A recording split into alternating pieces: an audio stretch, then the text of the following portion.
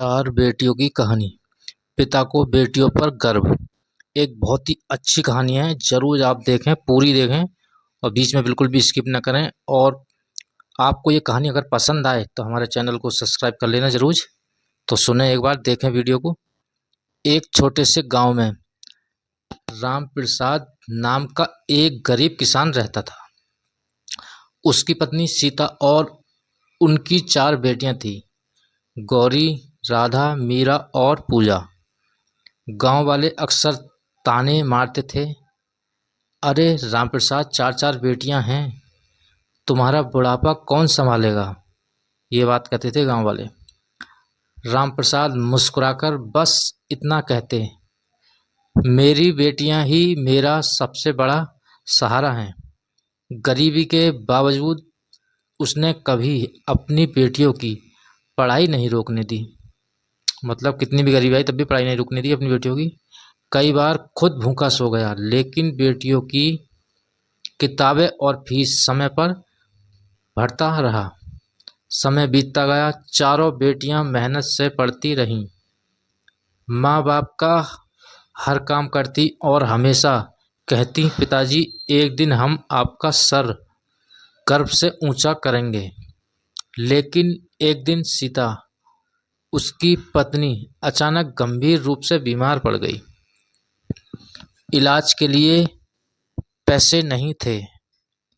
मजबूरी में रामप्रसाद को अपनी आधी जमीन बेचनी पड़ी। गांव वाले फिर से मजाक उड़ाने लगे, देखा, अगर बेटा होता तो कमाता, तुम्हें जमीन नहीं बेचनी पड़ती। रामप्रसाद की आंखों में आंसू थे, लेकिन उसे अपनी बेटियों पर पूरा भरोसा था। कुछ वर्षों बाद बड़ी बेटी गौरी अध्यापिका बन गई। दूसरी बेटी राधा वो नर्स बन गई। तीसरी बेटी मीरा ने सरकारी स्कूल में नौकरी हासिल कर ली। और सबसे छोटी बेटी पूजा ने अपना छोटा सा व्यवसाय शुरू कर दिया। चारों बेटियां अपनी पहली कमाई लेकर घर आईं।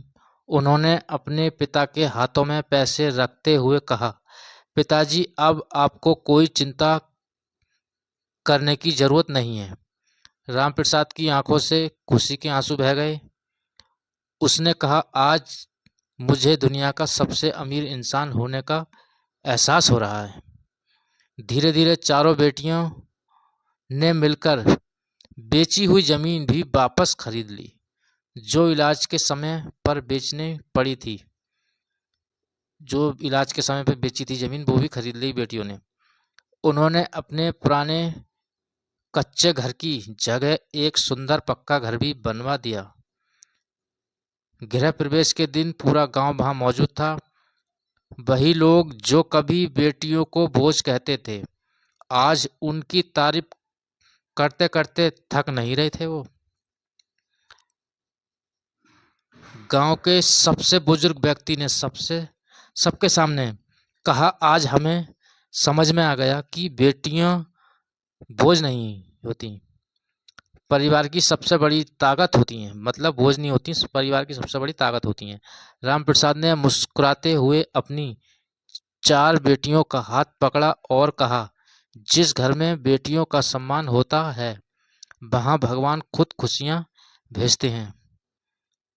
चारों बेटियां अपने माता पिता के चरणों में झुककर, पूरे परिवार की आंखों में खुशी के आंसू थे। मतलब चारों बेटियां अपने माता पिता के पैरों में झुक गईं और उनकी आंखों में भी खुशी के आंसू थे।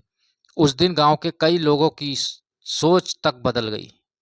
जिन्होंने कभी बेटियों को बोझ समझा था, उन्होंने अपनी बेटियों को पढ़ाने और आगे बढ़ाने का संकल्प लिया। तभी एक बुजुर्ग व्यक्ति ने कहा, बेटियां कभी बोझ नहीं होती, उन्हें प्यार, सम्मान और शिक्षा मिले तो वे अपने माता पिता का सबसे बड़ा सहारा बनती हैं। रिश्तों की असली दौलत बेटा या बेटी नहीं, बल्कि उनके संस्कार और प्रेम होते हैं। अगर आपको ये कहानी पसंद आई हो तो हमारे चैनल को सब्सक्राइब करें और लाइक करें और वीडियो को शेयर भी करें। तो मिलते हैं एक और नई कहानी के साथ, जब तक के लिए धन्यवाद।